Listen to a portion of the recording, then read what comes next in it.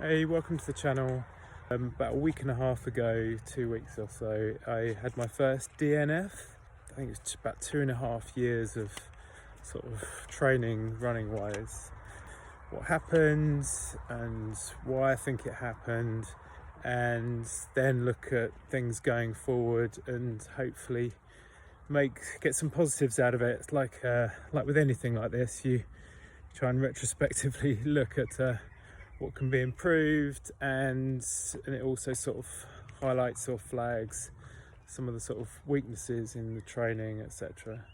Basically, when I was entering these races for the year, I think first of all that I got a bit greedy in terms of booking almost too many of these smaller races near a big one which I've got coming up. So I've got 100 miler coming up next week, and about 2.5 weeks gap between that and another race that I booked in, which was the Mid Sussex Marathon weekend.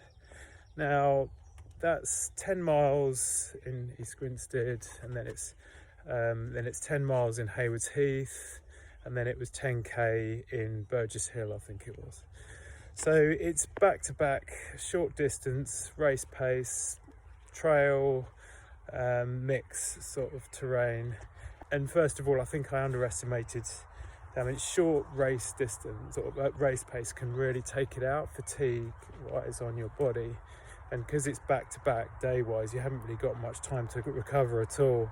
Now the East Grinstead race was also a really tricky one to choose the right shoes for, because it was still really boggy down in the trail sections. So because it's like horses had sort of churned up the fields, and then some of the trails were just really slippery.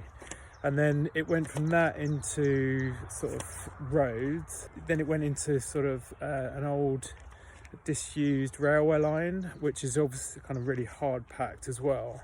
So you've got this mix of really sort of boggy terrain, which is really slippery.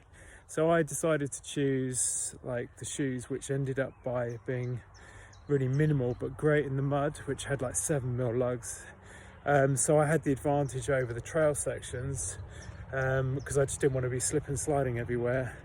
And then I thought I'd try and risk it in terms of how minimal they were for the really hard sections. They were the right choice for that sort of terrain, for the muddy stuff, but then it's basically because they were quite minimal, very little padding, they took a real pounding on my joints going at race pace for 10 miles. So I think that contributed towards it. I got into the Haywards Heath 10 miler, and in the warm-up I noticed that my left glute, I think that the minimus was sort of really tight, and I think I'd pulled it, and so it really affected the gait cycle. And so in things like your calves, they sort of take up the slack, and when it's in that sort of state, I thought I'd go ahead with the race. In the first race I came second out of about, I think it's about 200 or something. So I was competing for the second race as well, so trying to stick with the top pack. And so we're looking at sort of 5:50, 6-minute mile pace. So I got sort of 4.5 miles into it, and I don't like running with any sort of pain. And all I could think about was the big race, which is my South Downs Way 100, which was 2.5 weeks later. And so first time ever, decided to walk it in and just stop running. And it was a tough decision, but it was just thinking of the bigger picture, which I think it was definitely the right decision. So from that, pretty sure it was a really positive thing in the long run, because what I think it sort of flagged up is things like strength and conditioning and stretching and things like that, which sometimes I don't do enough of, especially on the stretching side.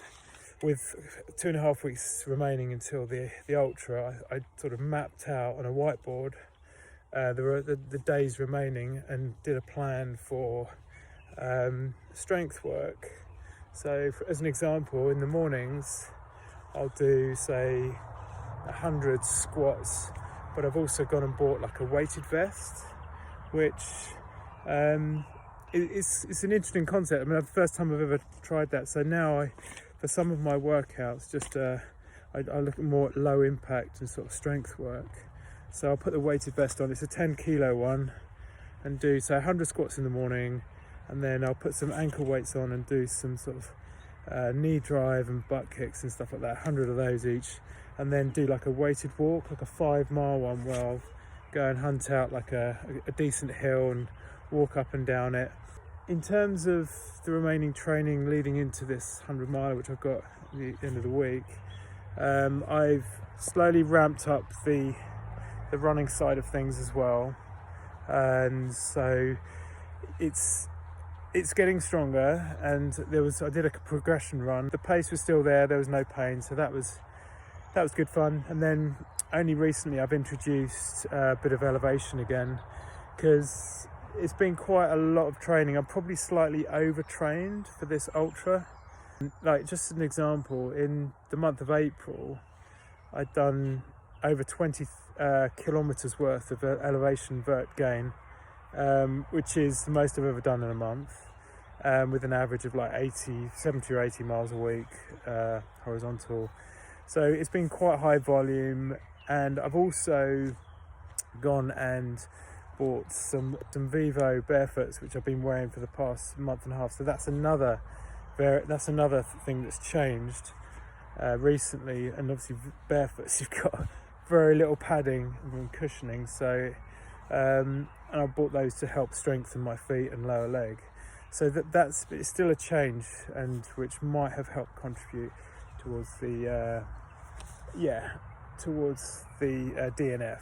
But overall, I think it's really positive. I think I'm basically looking at what I can gain out of it in terms of, I mean, the main thing really is just coming back stronger, and looking beyond this 100 miler coming up. I've got the Lakeland 100s, which is about a month and a half afterwards, so that's could be my main big one for the year, and then Berlin for marathon in the late September. So yeah, bring it on. I'm looking forward to the new training, sort of with more stretching, more strength and conditioning, and lower impact introduced into it, as well as the normal running once this injury is totally gone. So I can still feel it but once I'm warmed up, it's not too bad. And so yeah, hopefully next Saturday I can get through the 100 without it flaring up too much, and the DNF was a good thing. Hope your training's going well, injury free, and yeah, have a good day. Bye.